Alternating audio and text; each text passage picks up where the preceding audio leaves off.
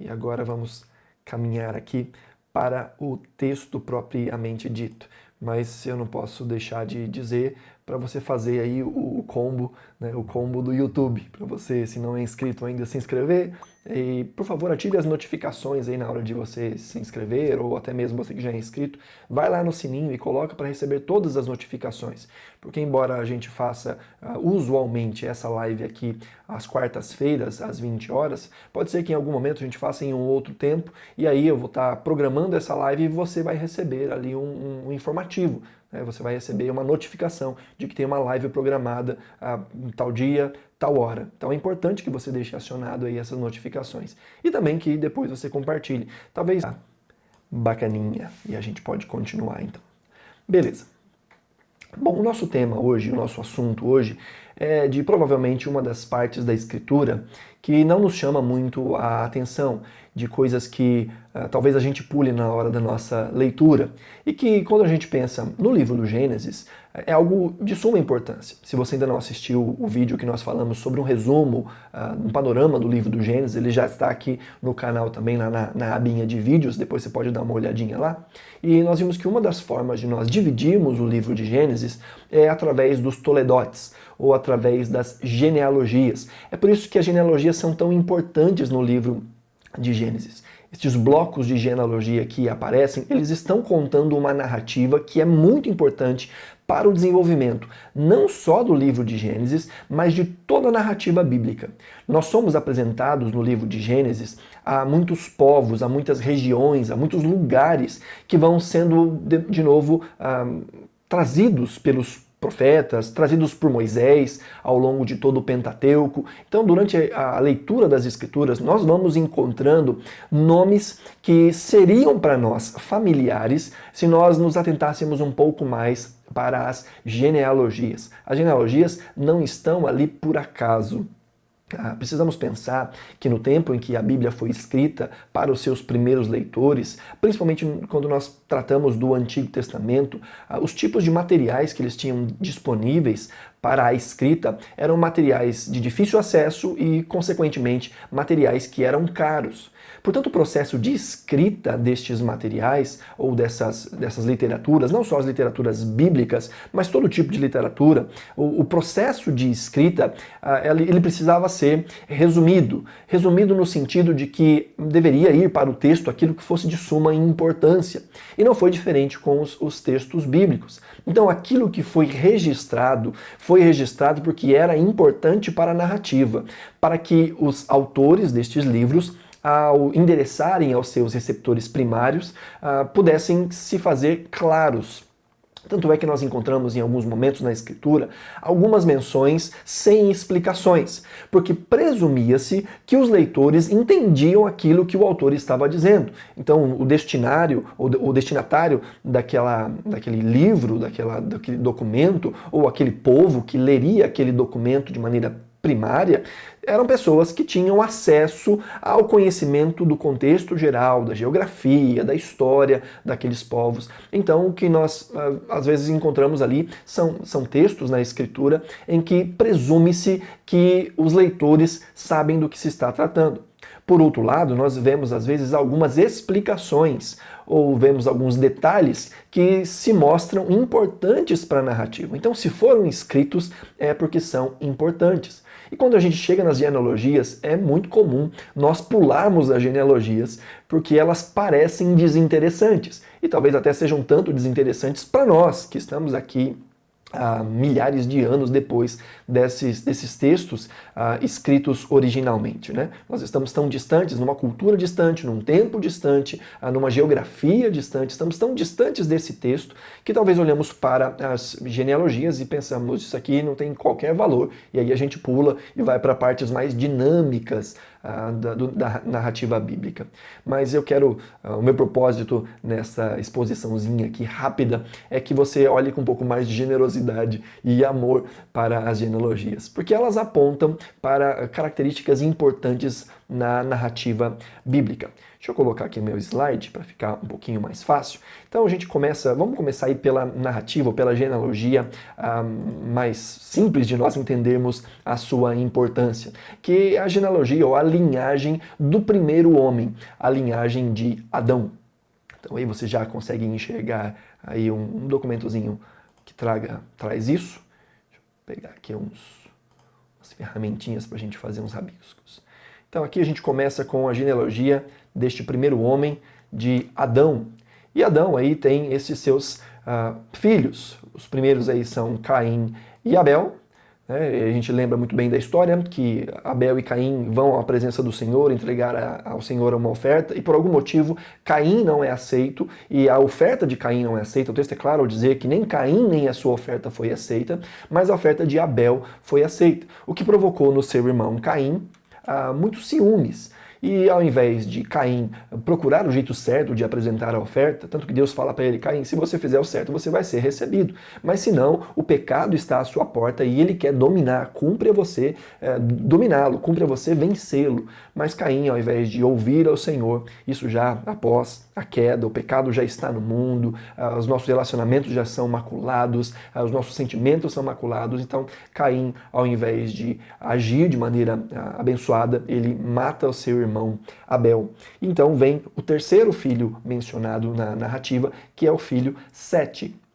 A Bíblia vai nos dizer, inclusive, que Adão gerou filhos e filhas. Então, não são só estes os 3 filhos de Adão, são estes que são importantes para a narrativa. Aqui já vai o primeiro ponto sobre essa ideia de genealogia.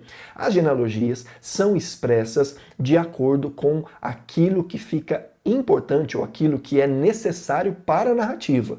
Então, dizer que fulano é descendente de fulano ou que fulano gerou ciclano, por assim dizer, não significa dizer necessariamente que é só uma relação entre pai e filho, mas existem aí algumas linhagens que são inclusive puladas para ficar mais condensado mesmo o registro, mas para que esse indivíduo primeiro aqui seja reconhecido como o antecessor deste outro indivíduo aqui que está sendo colocado na narrativa. Então não é necessariamente uma relação pai e filho, mas pode ser às vezes de avô, bisavô, tataravô e assim por diante, porque a ideia da genealogia é conectar um indivíduo com o seu antecedente, não necessariamente o seu antecedente primeiro, mas aquele que é importante para a narrativa. Então, quando a gente vai vendo as genealogias, nós vamos ver, por exemplo, a genealogia de Caim, porque ela é importante para a narrativa. E nós vamos ver que ela vai apontar aí para este homem chamado Lameque. Lameque, que é apontado nas Escrituras como um homem que é muito perverso. É o primeiro a se casar com mais de uma esposa que nós temos registro na Escritura. É o primeiro a começar aí a bigamia ou a poligamia. E daí em diante, esses casamentos múltiplos só trazem grande confusão para todo mundo. Não só para o marido, mas como para as esposas e principalmente para os filhos. E Lameque é posicionado aqui porque ele é o 7º a partir de Adão, pela linhagem de Caim. E ele é um homem vingativo. Ele diz que ele vai cometer violência com aqueles que se levantarem contra ele, com aqueles que tocarem nele, ele vai cometer violência. Ele é um homem completamente perverso.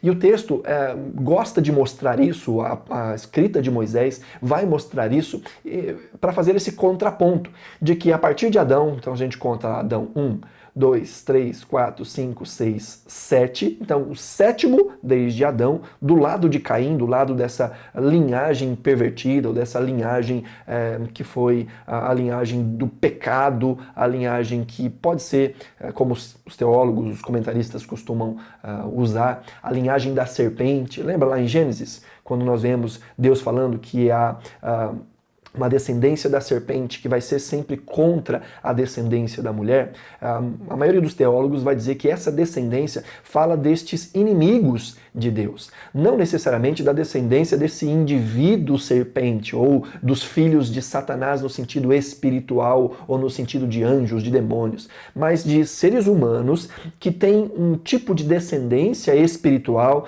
que responde à descendência da serpente, que são os inimigos de Deus e consequentemente, os inimigos do povo de Deus, dos filhos de Deus. Então nós vamos ver os filhos dos homens, os filhos dessa descendência de maldição, dessa descendência da serpente, e os filhos de Deus, como sendo estes que mantêm a sua aliança com o Senhor, mesmo antes de toda a aliança ser mostrada por Moisés. Então nós vemos essas linhagens acontecendo ao longo de toda a Escritura. Um povo que é um remanescente fiel, um povo que continua a adorar a Deus, e do outro lado, um povo que se opõe a Deus e que persegue o povo de Deus ao longo de toda a história, não só no Antigo Testamento, mas também no Novo Testamento. Então nós vamos ver uma linhagem para o lado de Caim, mostrando estes que são essa linhagem deturpada, essa linhagem da serpente, e no outro lado nós vamos ver essa linhagem dos filhos de Deus, ou daqueles que conservaram a sua aliança com Deus,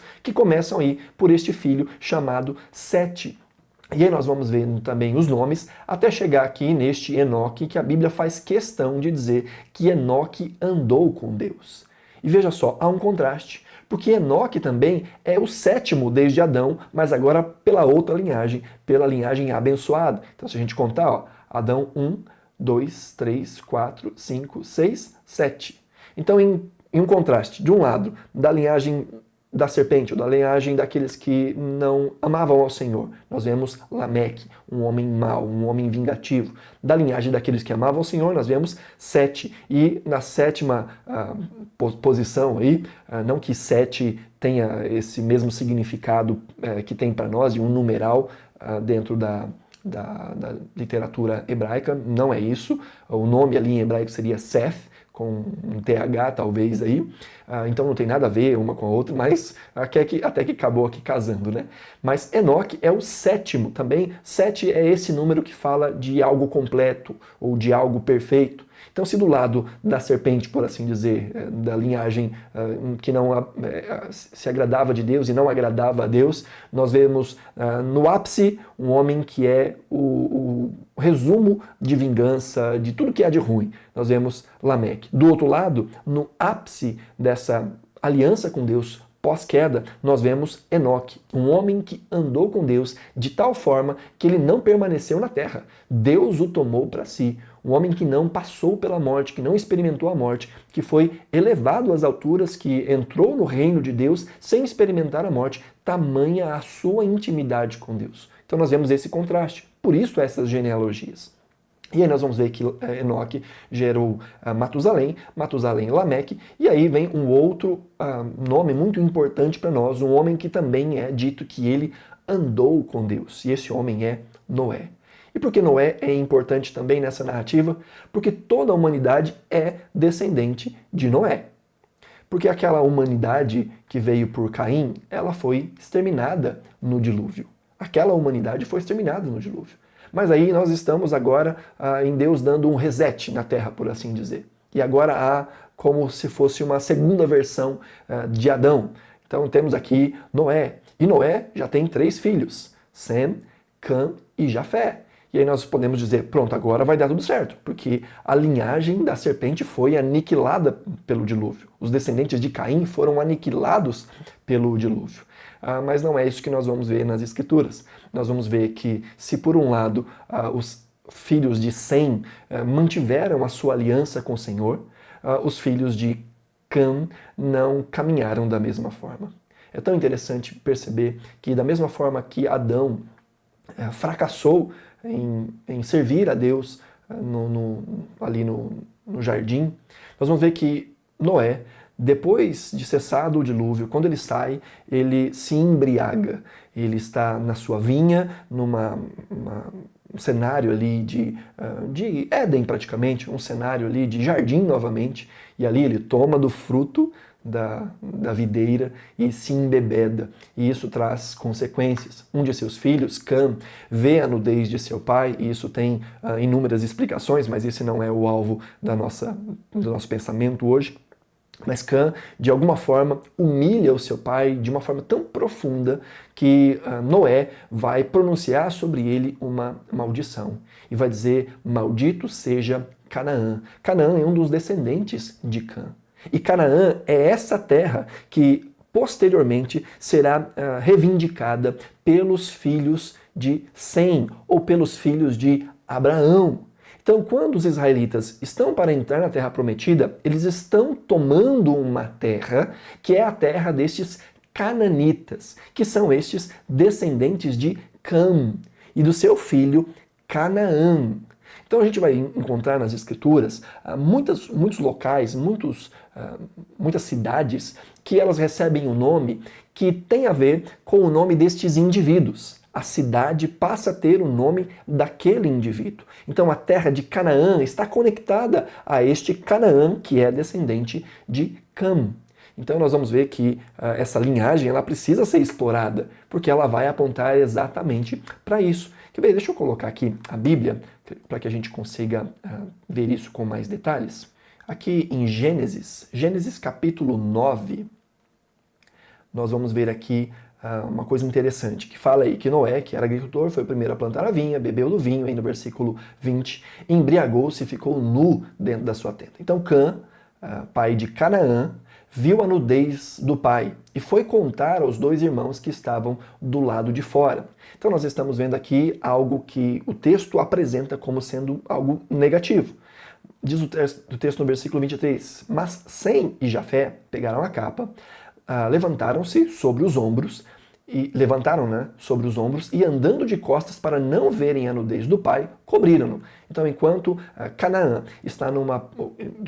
enquanto Cã está numa postura de desonrar o pai, Sem e Jafé têm uma postura respeitosa com o pai. No versículo 24, quando Noé acordou aí do efeito do vinho e descobriu que o que seu filho caçula lhe havia feito, ele disse, olha aí a maldição, no versículo 24, ele diz, maldito seja Canaã, escravo de escravo será para os seus irmãos. Disse ainda, bendito seja o Senhor, o Deus de Sem, e seja Canaã seu escravo. Amplie Deus o território de Jafé e habite ele nas tendas de Sem. Veja aqui que o que Noé está fazendo é dizer quem é o filho que vai levar o seu nome. Quando ele está abençoando Sem acima de todos os filhos, é porque ele está reconhecendo a primogenitura de Sem. Então, enquanto Canaã vai ser escravo de escravos, aqui Jafé vai ter a bênção do seu irmão Sem, que é este que vai ser o maioral. Então nós estamos vendo aí a sequência, a linhagem sendo desenhada. Essa linhagem que aponta lá para Gênesis, capítulo 3, quando Deus vai falar que virá um descendente da mulher e esse esmagará a cabeça da serpente. O que nós estamos vendo, então, é essa esperança sendo apontada e as genealogias que vão decorrendo deste texto bíblico inicial, deste evangelho inicial, e nós vamos em todo o tempo procurando. Será que agora nós encontramos o Messias, encontramos o prometido? Será que este é Sete, filho de Adão? E nós vemos que não, então vai chegando um após o outro, até que nós chegamos em Noé. Será que Noé é esse homem? E Noé, durante um tempo, é a salvação. Aquilo que Deus fez por meio de Noé é a salvação. Mas agora nós temos Sem, Cã e Jafé. Então, qual destes é o esperado, o aguardado? Já vimos que não é Cã. Cã mostra que ele tem em seu coração a semente da serpente.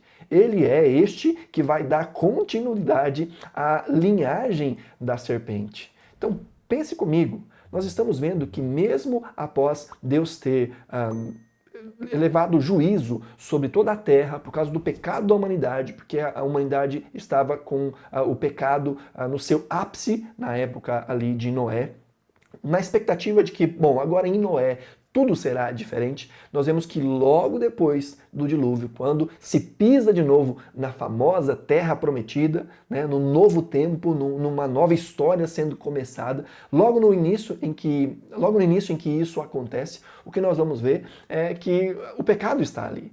E juntamente com isso do pecado, está também um dos filhos de Noé que tem o seu coração também pecaminoso numa forma de envergonhar o seu pai. Então, parece que de novo começa aí a linhagem da serpente. E nós vamos ver que a descendência de Cã, não só de Canaã, mas a descendência de Cã vai trazer muitos problemas para o povo de Deus. Que é isso que o texto vai continuar aí a nos apontar no registro bíblico. Agora nós passamos para o capítulo 10. E aí nós vamos ver que esse é o registro da descendência de Sem, Cã e Jafé. Começa com os jafetitas, né, que são, de acordo com os estudos mais recentes, são os que deram origem aos povos europeus e asiáticos. Vem destes aqui. Tem alguns nomes que nós vamos encontrar aqui no texto dos descendentes de Jafé, que nós vamos encontrar na narrativa bíblica como locais também. Um deles aqui, que eu até sublinhei, é o nome Tarsis. Lembra na história de Jonas? Que Jonas, quando recebe o chamado de Deus para ir pregar a Nínive, ele foge e ele vai até um porto na cidade de Tarsis. Pois é, então destes filhos de Jafé, diz o texto, que deles procedem os povos marítimos, dentre eles Tarsis, que dá origem a essa cidade, ao nome dessa cidade aí onde Jonas foge. Mas nós precisamos focar um pouquinho mais agora nos Camitas, ou os descendentes de Cã. Veja aí, estes foram os filhos de Cã, Gênesis 10, verso 6. Nós vemos Cuxi, e Cuxi é um local, nós vamos ver na narrativa bíblica este local sendo apontado. Nós vemos este nome aqui, Misraim, ou Misraim, que é o mesmo Egito. O Egito era chamado pelos hebreus de Misraim. Tanto que, deixa eu só fazer um parênteses aqui, se nós formos lá para o capítulo 50 de Gênesis, quando fala do sepultamento de Jacó, quando José vai sepultar Jacó, olha que interessante. Diz aí no versículo 11 do capítulo 50 que quando os cananeus que lá habitavam viram o pranto que fizeram na ira de Atade, ou seja, o povo chegou até um determinado local e ali prantearam pela morte de Jacó, diz que então eles disseram, os egípcios estão celebrando uma cerimônia de luto solene.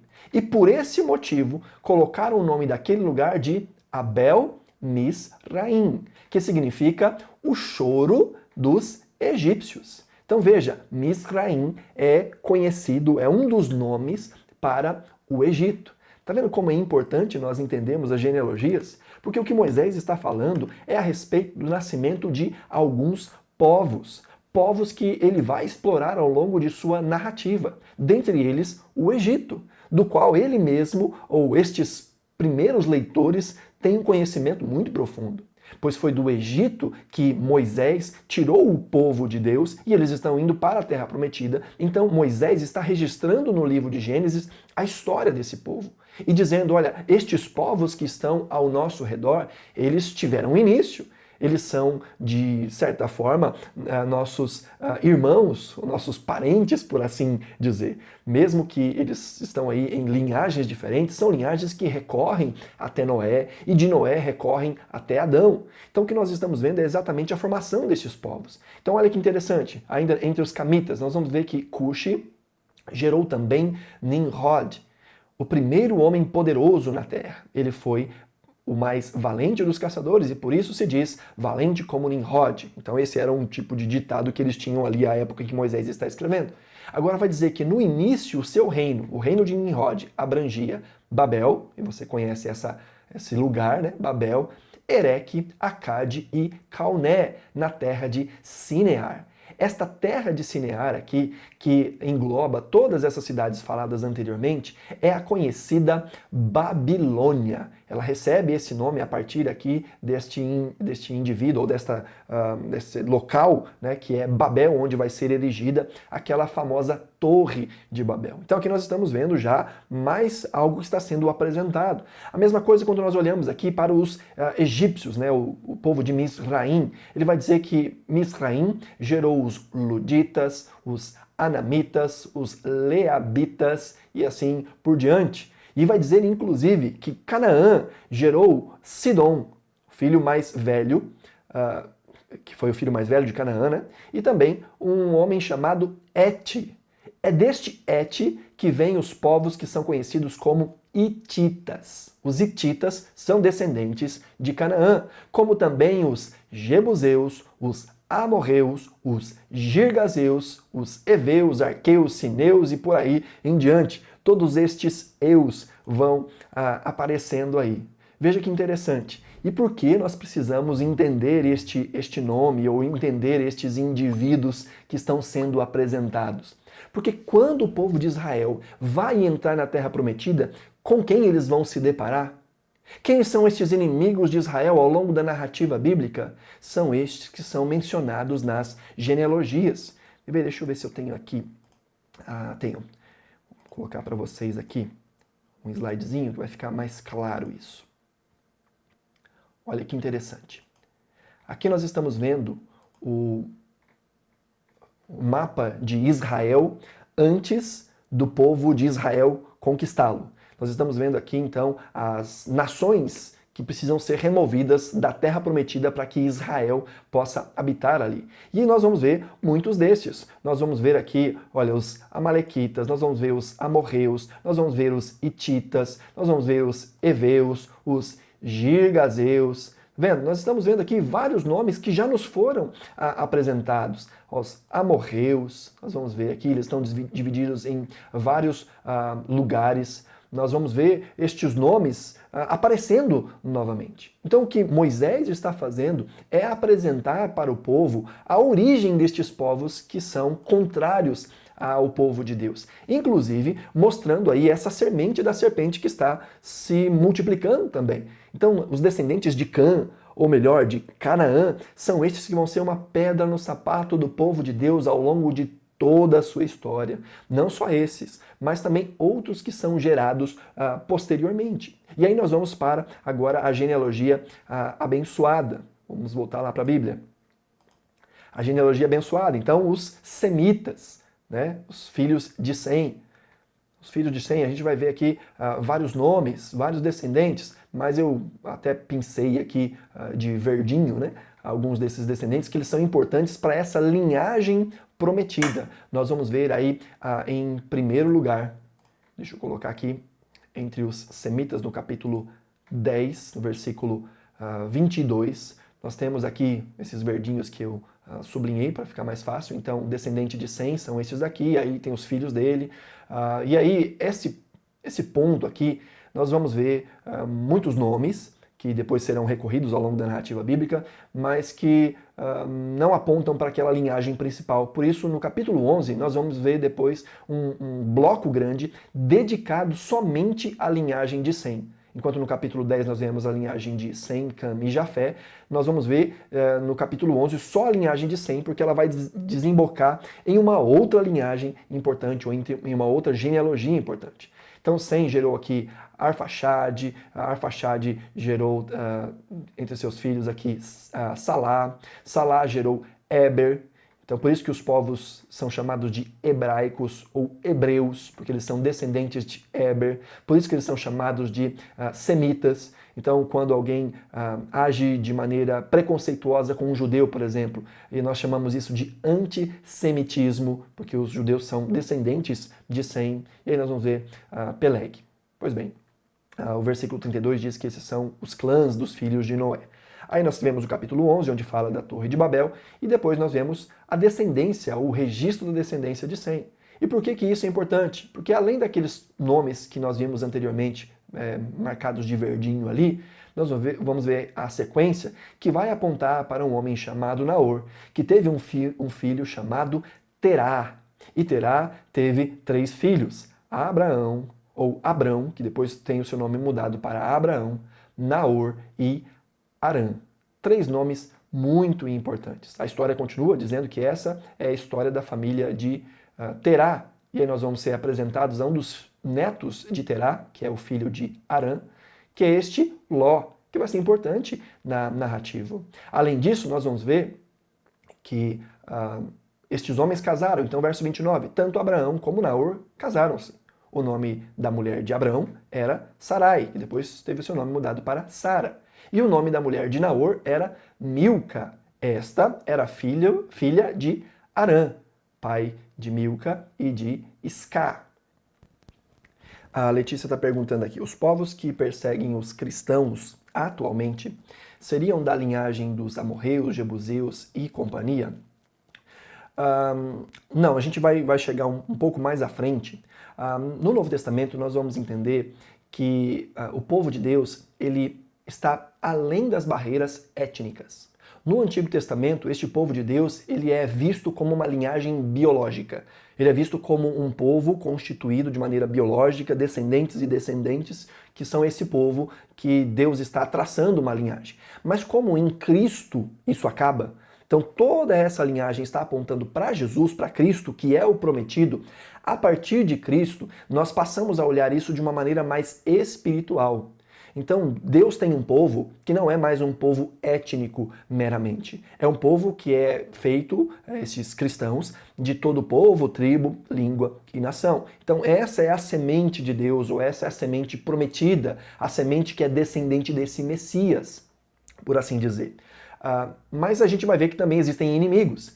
E estes inimigos são a semente da serpente, que são apontados também na Escritura, inclusive no livro do Apocalipse, quando fala de um povo que está lutando contra o povo de Deus, vai falar ali de uma figura, né? Vamos ver ali um tal de dragão, que o texto vai dizer que é a antiga serpente, que engana as nações. Então há um grupo de pessoas que se levanta contra o povo de Deus sob o domínio deste dragão, ou sob o domínio dos seus asseclas, né? dos seus amigos, por assim dizer, a besta, o falso profeta, todos eles fazem parte desse conjunto, ou dessa trindade diabólica, né? Que aponta para essa semente da serpente.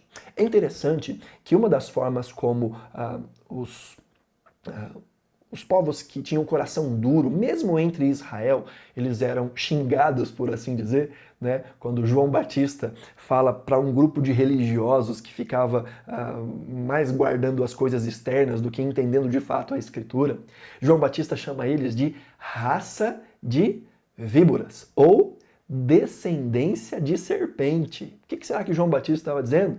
Ele estava já apontando que essa descendência da serpente não fala necessariamente ou somente de uma descendência que ela é biológica.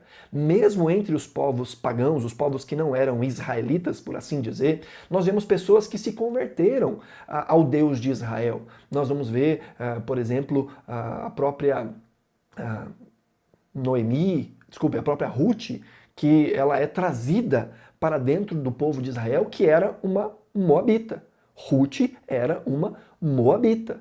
E ela é trazida para o povo de Israel. Ela era um destes inimigos de Israel, mas ela é feita povo de Deus e é dela que vem o descendente Davi. E é de Davi que vem Jesus. Então nós vamos ver várias pessoas que são colocadas dentro até mesmo da genealogia santa de Deus, que são de fora do povo de Israel. Isso já era um prenúncio a respeito dessa salvação que está para além de uma visão étnica, simplesmente. Então, os povos que agora estão atrás ou que estão perseguindo os cristãos, eles falam muito mais de uma semente espiritual da serpente do que simplesmente uma semente biológica. Embora, ainda nos dias de hoje, estes povos e outros que nós ainda vamos ver aqui, ainda são uma grande pedra no sapato, não só de cristãos, mas ainda dos judeus, tá? Eu acho que isso resume um pouco da pergunta. Deu para entender, Lê? Deixa eu colocar aqui um outro slide, que espero que fique mais claro aí, para nós entendermos algumas coisinhas. Acho que esse nosso estudo vai precisar ser dividido em duas, é claro. Vou colocar ele inteirão, que aí fica mais fácil de enxergar. Aí nós estamos vendo a linhagem de Terá, né? Que, enquanto a Bíblia ali no Gênesis 10, 11 está desembocando ali na genealogia de Terá, é porque vai apontar para Abrão. Mas não só para Abrão, mas para os outros filhos de Terá, porque eles também são importantes na narrativa. Então nós temos aqui Abrão, Naor, Arã, né? Então esses quadradinhos que tem em volta aqui simbolizam casamentos, tá?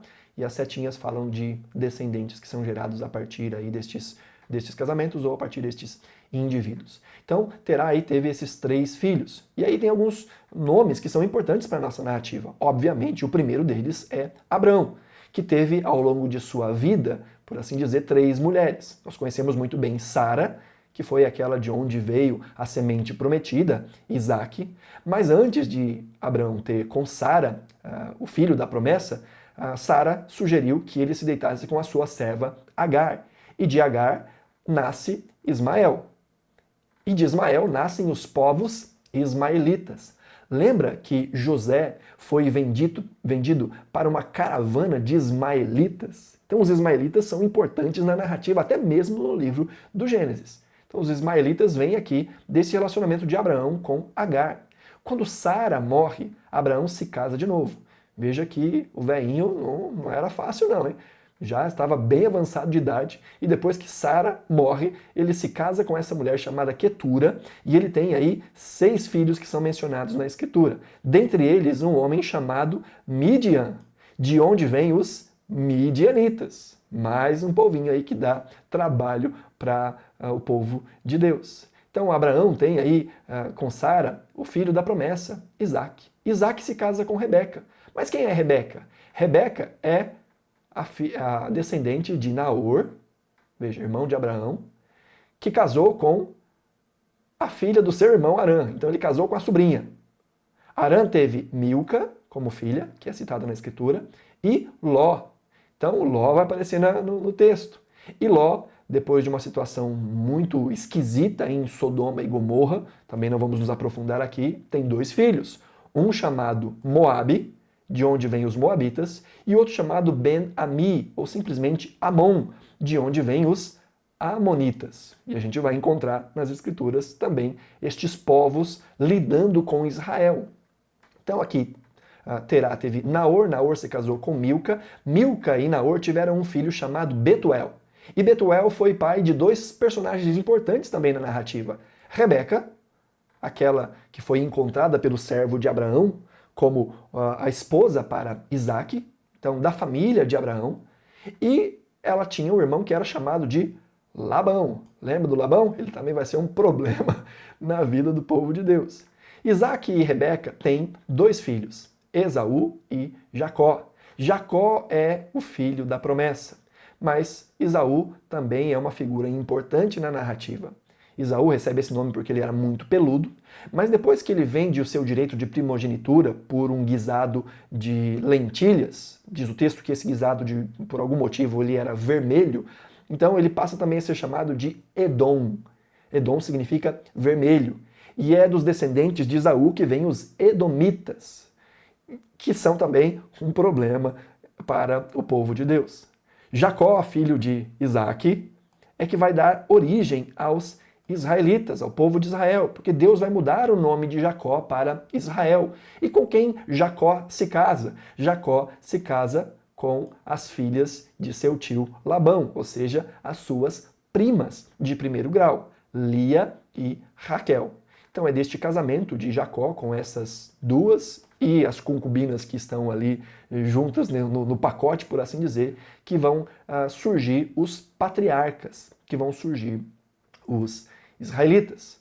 E aí nós passamos então agora para a descendência desta grande família, a família de Jacó, ou os patriarcas propriamente dito. Mais uma pausinha aqui no slide. Estamos aí com os filhos de Jacó. Aqui, aquela história que a gente já conhece, né? Jacó tem filhos com essas 4 mulheres. A mulher que ele amava era Raquel, mas essa não lhe deu filhos. Então Lia lhe deu filhos, estes 4 primeiros aqui. Depois, quando ela parou de ter filhos, ela diz em Judá que agora ela vai louvar ao Senhor, enquanto nos 3 primeiros filhos ela queria a atenção do marido. Em Judá ela diz, agora louvarei ao Senhor, e diz o texto que por algum motivo ela parou. Então Raquel, vendo que não dava filhos, fala para que Jacó se deite com a sua serva, algo que era comum naquela época. Isso era contado como filho da principal. Os filhos da serva eram contados como filho da principal. Tanto que havia ali meio que um ritual em que a serva se deitava entre as pernas da principal, como se os filhos que estivessem nascendo dela, então no ato de parir ali, por assim dizer, ela se deitava no colo da senhora, para que o filho que nascesse contasse como filho da senhora, por assim dizer. Então, nós vemos aqui que nasceu mais 2, E aí a Lia não quer ficar atrás, então ela fala, eu também tenho uma serva, vai aí, mais 2 filhos para conta de Jacó, agora através da serva de Lia. E depois Lia volta a ter filhos, ela vai gerar aí Issacar e Zebulon. E aí então Deus abre a madre de Raquel, e Raquel tem José, e depois ela tem Benjamim, o seu último filho, o filho pelo qual ela morre, inclusive. Ela morreu no parto de Benjamim. Inclusive ela queria dar o nome para ele de Benoni, que significa o filho da minha aflição. Né? Mas Jacó diz, não, ele não vai se chamar Benoni, ele vai se chamar Benjamim, que significa o filho da minha destra. Aqui eu coloquei Diná, porque a gente sabe que tem uma história com Diná aqui que vai ser importante na hora da distribuição aí das heranças do povo de Deus. Porque Diná, ela é assediada pelo filho de Siquém, pelo príncipe da cidade de Siquém, e ela é abusada por este homem, e isso então traz muita vergonha, muito desgosto para a família de Jacó, mas este príncipe vai até Jacó e diz, eu quero casar com Diná. E Jacó diz que isso não deve acontecer, que eles não deviam se casar fora dos parentes, a gente viu que eles se casavam mesmo entre os parentes, e aí os 2 filhos aqui, Simeão e Levi, bolam um plano. Eles dizem, não, tudo bem, a nossa irmã pode casar com vocês, mas para que isso aconteça, vocês têm que se circuncidar. Então, eles dizem, né, vamos casar entre nós, entre o povo de Siquém, entre o nosso povo, vamos dar as nossas irmãs em casamento, nossas filhas em casamento, vocês dão as filhas de vocês em casamento, vamos ser uma grande família abençoada. Só que vocês precisam todos se circuncidar, precisam passar por aquela cirurgia dolorosa, porque nós somos filhos da aliança e vocês têm que entrar também neste compromisso. E Siquém estava tão apaixonado que ele e seu pai disseram, tudo bem, nós vamos fazer isso. E tanto Siquém como seu pai e todo o vilarejo vão e se circuncidam. E diz o texto que no 3º dia, quando eles estavam mais frágeis, então entra Simeão e Levi e acabam com todo mundo, matam todo mundo, agem com violência, agem com injustiça, fazem maldade não só com todo aquele povo, como para os seus animais. E isso então vai redundar aí no famoso texto que nós meditamos na nossa comunidade aqui em Londrina neste último domingo, onde Jacó está proclamando as bênçãos aos seus filhos. Estes então são os patriarcas. Vamos ver aqui, deixa eu colocar aqui um outro slidezinho para ficar mais claro para a gente ver. Estes são os patriarcas, né? Então olha que coisa interessante. São 12 as tribos de Israel, mas de patriarcas nós temos 14. Já parou para pensar nisso? Veja, Jacó teve seus 12 filhos, mas que vão ser a linhagem, por assim dizer, ou que vão ser as tribos propriamente dito. José não vai ser este que vai ser uma tribo. Nós até encontramos a ideia de uma tribo de José, mas é falando de Manassés e Efraim junto. Então, ao invés de José receber somente a sua herança, ele foi colocado na posição de primogênito. E por isso ele tinha direito a 2 bênçãos. Era isso que os primogênitos recebiam. Algo importante para a gente entender. O direito de primogenitura, ele trazia o nome da família, a porção dobrada e também o direito de e autoridade. Autoridade sobre o clã, autoridade sobre os filhos, inclusive, sobre os irmãos, sobre os descendentes de toda essa família. Enquanto aquele que foi o primogênito estivesse vivo, toda a família se reportava a ele. Ele era o representante do pai. Então veja, recebia o nome do pai, recebia porção dobrada e recebia autoridade. O que nós vemos lá no capítulo 49, quando Jacó está pronunciando as bênçãos, é que ele vai dizer que Rubem, que foi o primeiro a nascer, Rubem não seria o primogênito. E por que Rubem não seria o primogênito? Porque ele desonrou ao seu pai. Ele dormiu com a madrasta. Então ele, que tinha as prerrogativas iniciais de primogenitura, porque a primogenitura era assim, primeiro era essa ideia de precedência. O primeiro a nascer é o primogênito. Mas competia ao patriarca, competia ao pai afirmar isso. Ele podia escolher um outro, ele podia escolher entre os seus filhos e podia, inclusive, escolher alguém de fora da família para que fosse o representante da sua família. Então quando a gente vê, por exemplo, Abraão falando com Deus, Deus diz para ele, vou fazer de você uma grande nação. Abraão fala assim, mas como isso vai acontecer se tudo o que eu tenho eu vou deixar para o meu servo Eliezer? O que Abraão está falando? Eu vou nomear Eliezer como meu primogênito. Ele vai receber todos os bens da minha família, ele vai receber o nome da minha família, ele vai dar continuidade à minha família. Viu que coisa interessante? Há um outro texto que nós não exploramos, que é o texto de Gênesis 38, que fala a respeito da descendência de Judá. Uma história também muito complicada, uma história muito cabeluda, por assim dizer, em que Judá tem os seus filhos, e o filho primogênito, que daria a descendência, ou que daria a sequência ao nome de Judá, esse morre antes de deixar descendentes. Então o que acontece? A esposa deste filho de Judá, ela se casa com um dos irmãos do filho de Judá. Para que quando ela tivesse o primeiro filho, este fosse reconhecido como filho deste filho primogênito de Judá. Ou seja, está passando a linhagem. Então Judá tem um filho primogênito que não deixou descendentes. Então, agora, este filho que morreu, a esposa dele se casa com o irmão, e o primeiro filho que nascer vai contar como sendo filho deste que morreu. Mas este que se casou com esta mulher não quis dar a ela descendência. E aí o Senhor o pune e ele morre. Então tem um terceiro filho de Judá. Só que Judá já viu aquela história, né? Morreu o primeiro, morreu o segundo, eu que não vou dar o terceiro. O que está acontecendo com essa mulher que ela está matando os meus filhos? Ela permanece viva e os meus filhos estão morrendo. O que está acontecendo? Será que ela está dando comida envenenada para meus filhos? Né? É só uma brincadeira, obviamente, mas não sei o que passou na cabeça de Judá. Ele falou assim, tem esse aqui, meu terceiro filho, mas ele é muito novo. Deixa ele crescer. E quando ele crescer, eu vou dar a ele como seu esposo, e aí você pode gerar filho e você vai honrar o legado. E isso não acontece, ele não dá o filho como em casamento para aquela mulher, para dar sequência à linhagem de Judá. O que aquela mulher faz? Ela se fantasia de prostituta, ela forja um esquema para que ela se deite com Judá, com o sogro, para que gere um filho que dê descendência legal, espiritual para o sogro. E quando o sogro percebe que ela está grávida, ele fala, vamos matar essa mulher, ela desonrou a família, ela fala, olha, eu tenho aqui algumas coisas que essa pessoa que me engravidou deixou como garantia. E aí ela mostra objetos pessoais que eram de Judá. E Judá fala, você foi muito mais fiel do que eu. E é desta linhagem, a linhagem de Judá que nasce por esta mulher, que vai vir a linhagem de Davi, que vai vir a linhagem do Messias. E inclusive o nome dessa mulher está lá em Mateus capítulo 1. Ela está lá como sendo essa antecessora, como sendo essa linhagem que culmina na pessoa do Messias. Então veja, a primogenitura ela era passada também dessa forma. De maneira prioritária, era através do filho que nascia primeiro.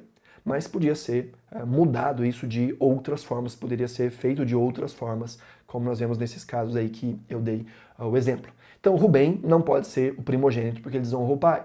Simeão e Levi também não serão primogênitos, diz Gênesis 49, porque eles também desonraram o pai naquela história que eu contei de serem violentos, de matarem todos os moradores de Siquém. Então, Jacó deixa claro que o seu primogênito é José. E como é que ele deixa isso claro? Adotando estes dois filhos de José, Manassés e Efraim. Então, agora não é só José que recebe uma bênção. Ele recebe uma bênção dupla, porque esses filhos são levados à posição superior de patriarcas. Se não fosse assim, estes Manassés e Efraim pegariam cada um a metade da bênção, ou, no caso, o mais velho pegaria 2/3 e o mais novo 1/3 da bênção de José. Então seria diluído, né, de Jacó para José e de José para esses dois. Mas quando Jacó adota os seus dois netos, ele os eleva à posição, então agora José está recebendo em seus dois filhos uma porção dobrada de território, de terreno. Então José não tem um território, porque o território dele é duplo. O território dele é Manassés e Efraim. Então ele ganha essa porção dobrada. E é interessante que quando Jacó vai abençoar Manassés e Efraim, ele cruza os braços.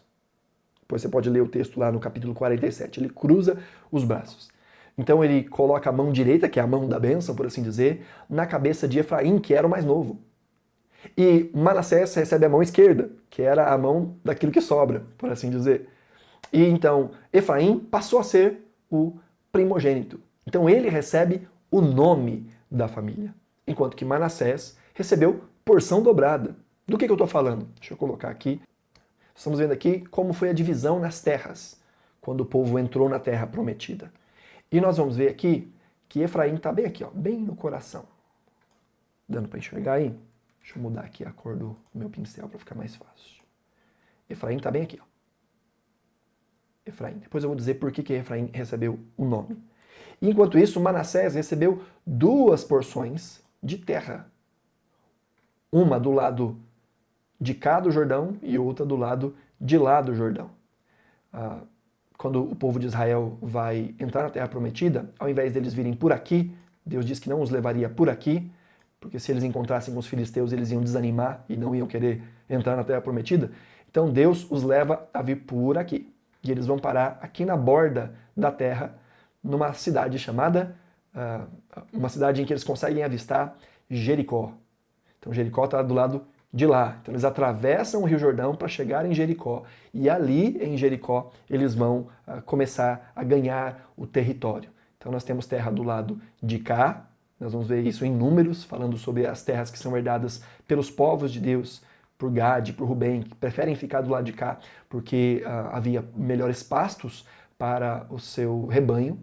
Deus diz por meio de Moisés, tudo bem, vocês podem ficar, mas primeiro vocês vão atravessar o Jordão, conquistar junto com os irmãos a terra prometida e depois vocês podem voltar e ter a sua terra do lado de cá do Jordão. Então você vai ver em Números falando sobre o lado de cá e o lado de lá. Então o lado de cá é esse e o lado de lá é esse. O lado de lá é esse aqui, tá? Muito rabisco, desculpe. Então o lado de lá do Jordão, à vista de onde eles pararam para começar aí a conquista da terra. Então, Manassés, olha o que está acontecendo, recebe porção dobrada. Manassés recebeu porção dobrada dos 2 lados, Ocidente e Oriente. E por que eu disse que Efraim vai receber o nome de Jacó? Você deve se lembrar que em outro momento, um dos filhos de Salomão, que vai ascender ao trono, ele comete ali uma injustiça e o reino de Israel é rachado em 2. E passa então a existir 2 reinos, que fica um para o norte e outro para o sul. O reino do norte passa a ser chamado de o reino de Israel, mas que também é mencionado como Efraim. Quando se refere ao reino de Israel, também se refere a Efraim. E o reino do sul passa a ser chamado de o reino de Judá. Aqui nós temos a divisão dos reinos. O reino de Israel ficou como capital Samaria e o reino de Judá, que ficou como capital Jerusalém. Então aqui nós vemos 10 das tribos vão formar o reino de Israel. E aqui do lado, na parte de baixo do reino do sul, fica somente Judá, juntamente com Benjamim. Deixa eu tirar aqui as marcações. Então Benjamim está bem aqui, ó, Benjaminzinho, se une com Judá e eles formam esse reino do sul, que é o reino de Judá. Simeão, que ganhou terras entre Judá, inclusive vai fazer parte do reino do norte. Então eles vão se mesclar ali com o reino do norte e aos poucos vão desaparecendo. Então aqui, este povo, vamos voltar aqui para este slide.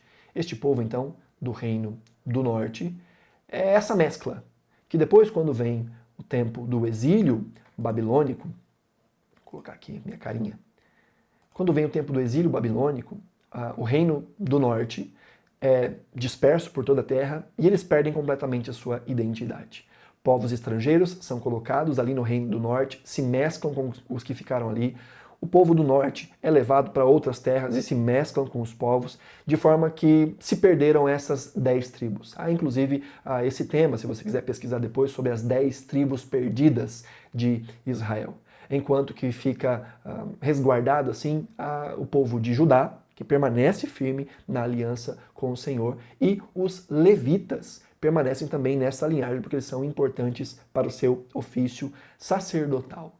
Então estes povos são levados cativos, se dispersam entre os povos, se mesclam, tanto que os judeus passam a ter muita raiva de um povo, né, chamado de os samaritanos, porque eles faziam parte deste povo, o povo do norte, que se mesclou, que não guardou aliança, aquele negócio todo.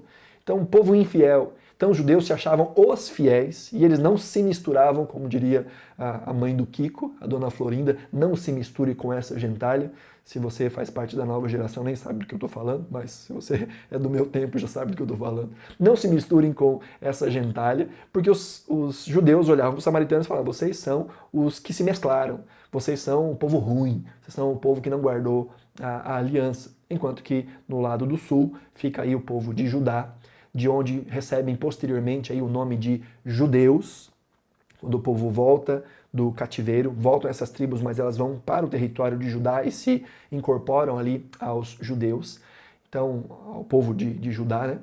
E onde fica Jerusalém, cidade importantíssima para o povo de Deus, onde estava o templo na época já de Davi. Quando há esse racha entre o reino de Israel e o reino de Judá, eles também vão construir um templo aí nessa porção do reino do norte e vão adorar lá. Por isso que em João capítulo 4, quando aquela mulher samaritana está conversando com Jesus, ela fala: olha, os samaritanos falam que tem que adorar no monte aqui, os judeus falam que tem que adorar no monte lá, fazendo menção aí ao monte do templo em Jerusalém. Onde se deve adorar? Ela pergunta para Jesus. Jesus fala: vem a hora que não é nem lá, nem cá, é aqui. Deus procura adoradores que o adorem em espírito e em verdade, seja lá ou seja cá. Mas é dessa treta que nós estamos vendo aí, de toda essa subdivisão, desse racha que aconteceu. Então aí, voltando aqui para os patriarcas, Rubem não recebeu, Simeão não recebeu, Levi não recebeu, mas quem recebeu essa primogenitura foi José. Por um lado, José recebeu a primogenitura, mas como nós vemos no capítulo 49, é Judá que recebe a autoridade. Jacó, a pronunciar as suas bênçãos sobre os filhos, quando chega em Judá, fala que a mão de Judá estará sobre o pescoço dos seus inimigos e os filhos de seu pai, ou seja, todas essas tribos, se curvarão diante de Judá. Ou seja, todos eles servirão a Judá, porque é de Judá que virá Davi e seus descendentes, que serão estes reis que julgarão, que serão o povo que vai ser autoridade, né? Os filhos de Judá que serão autoridade sobre as demais tribos, até que culmina na pessoa de Cristo, que é de fato de quem o texto está falando, o Messias esperado, o descendente da mulher, o descendente de Sete, o descendente de Sem, o descendente de Terá, o descendente de Abraão, Isaac, Jacó, o descendente de Judá.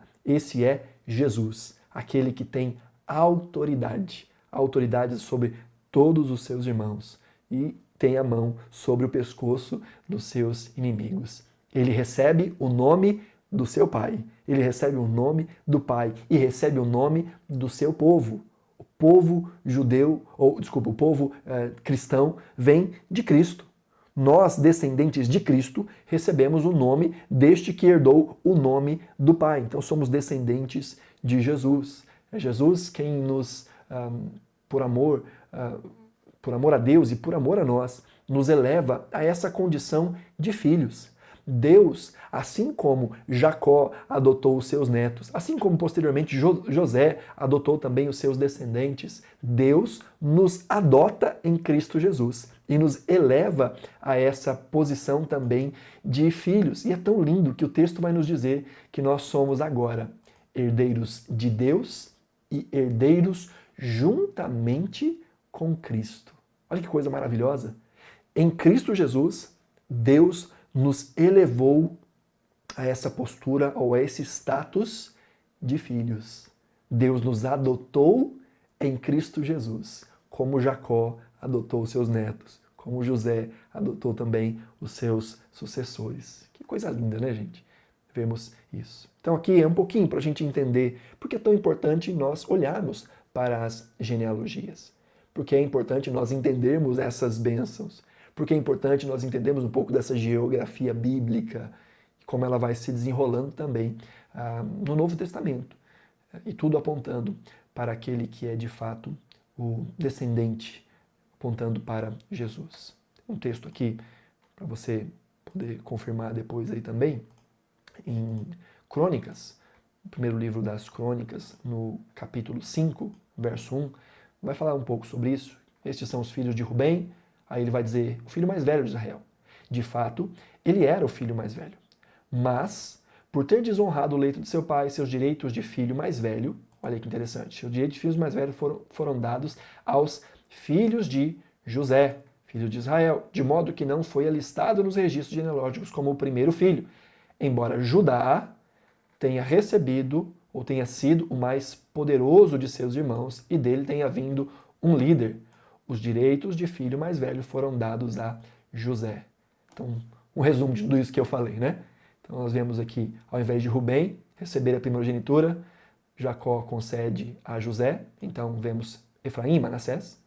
Mas a autoridade é dada a Judá. Ele foi o mais poderoso, né? E dele veio um líder. Que líder é esse? Davi e os descendentes de Davi. Então, um pouquinho aí deste resumo de tudo aquilo que a gente pensou. Deu para entender, pessoal? Nós passamos aí por genealogia, passamos por um pouco de geografia bíblica e entramos ali nos patriarcas, nas 12 tribos. Vimos o quanto estes nomes que vão aparecendo aí nas escrituras em todo o tempo, eles não são jogados do nada, né? Eles têm a sua origem muito bem documentada, muito bem mostrada. E é por isso que é tão importante seguir as genealogias, né? Porque elas vão conectando com toda essa história. Escrever um texto assim, se fosse um texto inventado, imagina se fosse um texto inventado, e a gente vai vendo os desdobramentos disso ao longo de séculos e séculos e séculos, vários autores, ao longo de mais de 1000 anos de escrita, e textos que se conectam completamente. Se fosse um texto de ficção, como é que isso ia acontecer?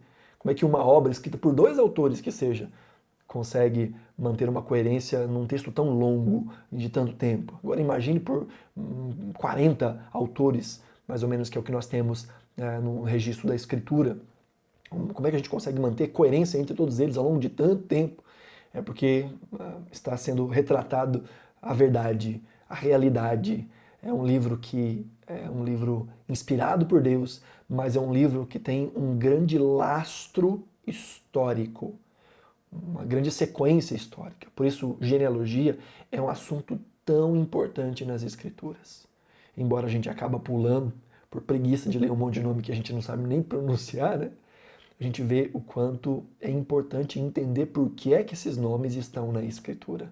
Falam de herança, falam de legado, seja a herança bendita, os filhos de Deus, seja o problema da geração ou da descendência da serpente. Vemos que há um lastro disso tudo. Então, em Cristo Jesus, Deus faz um só povo, tanto dos judeus quanto dos não-judeus. É tão interessante que Efraim é disperso, se perde. E Efraim é um símbolo dos gentios. E há uma promessa entre os profetas, que Deus não só restauraria Judá, mas restauraria também Efraim. Efraim é um símbolo de quem somos nós. Em Cristo Jesus, o Messias traz ao Pai não só judeus que creram em Cristo, mas gentios que creram em Cristo. Porque Jesus é o primogênito e ele recebe porção dobrada.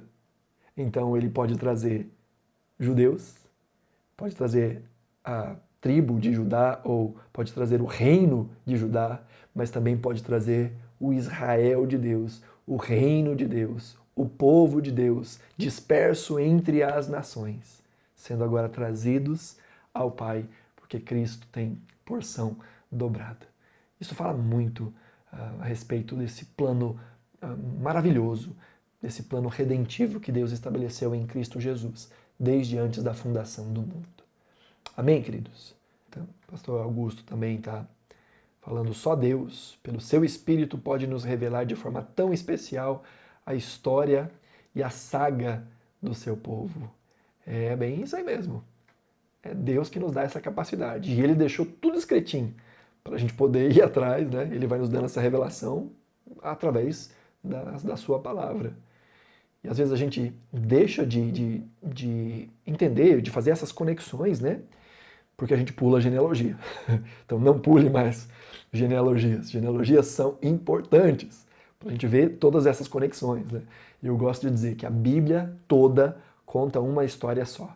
E essa história aponta para Jesus. A história é a história de Cristo. Então a Bíblia toda está apontando para lá. E a gente às vezes não vê essas conexões, porque, por um lado, como disse Jesus, errais porque não conhecem nem as Escrituras nem o poder de Deus, né? Então, às vezes, nós não gastamos tempo suficiente com as Escrituras. E, por outro lado, mesmo quando gastamos tempo suficiente com as Escrituras, talvez podemos achar que existem certos textos que são melhores ou mais importantes do que outros textos. Claro que eu não estou falando aqui sobre ninguém específico, eu estou falando sobre a nossa vida devocional, estou falando a respeito da minha vida devocional, que foi assim durante muito tempo, de uma leitura saltada, sabe? Eu pego textos que são mais fáceis, textos que são mais gostosinhos de ler, e em algum ponto da caminhada, é isso que a gente tem que fazer mesmo. Enquanto a gente está novo na fé, precisamos ir para textos mais fáceis, textos mais simples de serem entendidos, os evangelhos, as cartas que estão mais próximos de nós, que falam a nossa realidade. Mas o processo de maturidade fala desse explorar também a Escritura como um todo. Bem-aventurado é este homem que tem o seu prazer na palavra de Deus, na lei do Senhor, e nela medita de dia e de noite. Então nós lemos textos fáceis e nós também precisamos ler os textos difíceis. E precisamos não pular mais as genealogias, porque como diz o apóstolo Paulo em Romanos, tudo o que foi escrito, tudo, absolutamente tudo que foi escrito, foi para o nosso crescimento, foi para o nosso ensino. Paulo fala isso em Romanos. Tudo que foi escrito para o nosso benefício. Tudo. E quando Paulo diz que tudo que foi escrito, o texto escrito que se tinha ali, as cartas estavam começando a ser compostas ali, os evangelhos ainda não haviam sido escritos. O que ele está falando? Do Antigo Testamento. Ele diz, então, tudo que foi escrito no Antigo Testamento foi escrito para nós. E já está falando dentro da Nova Aliança. Então, ler o Antigo Testamento é importante para aqueles que são filhos de Deus da Nova Aliança. Durante muito tempo da minha vida pastoral, da minha caminhada pastoral, eu dei bastante atenção para os evangelhos, para as cartas, gastei bastante tempo no Novo Testamento. E recentemente tenho meditado bastante no Antigo Testamento e buscado pregar mais no Antigo Testamento. Por esse entendimento mesmo, de que a Bíblia conta uma história toda. Não há erro em estudarmos mais o Novo Testamento do que o Antigo, não estou dizendo isso. Mas a gente precisa ter um carinho também pelo Antigo Testamento, porque ele está contando a mesma história, ele está falando do mesmo Cristo, está apontando para o mesmo caminho que é Jesus. Às vezes nós não conseguimos fazer essas conexões, né? E graças a Deus que nós temos hoje tantos recursos, tantos instrumentos, nós temos literatura, nós temos vídeos como esse que nós estamos fazendo aqui hoje no YouTube, que nos ajudam a fazer essas conexões. Ao falar sobre isso, não me coloco aqui de maneira nenhuma como alguém superior, de forma nenhuma. O que eu estou passando para vocês foi algo que eu aprendi, que eu ouvi de outras pessoas, que eu busquei em livros, que eu li pessoas que tiveram esses insights muito antes de mim. Então eu aprendi com outras pessoas. E o meu desejo é transmitir isso a outras pessoas. Assim como em algum momento eu não fiz essas conexões. Agora o Senhor me dá a graça de ter entendido um pouco sobre essas coisas e eu quero que você faça essas conexões também, para que quando você estiver lendo o Antigo Testamento você consiga dizer, eu sei onde isso vai terminar, eu sei onde isso vai dar. Por isso que nós apontamos para Cristo em todo o tempo, porque a Bíblia toda conta só uma história, a história de Jesus, a história do nosso Mestre. Amém, queridos? Amém.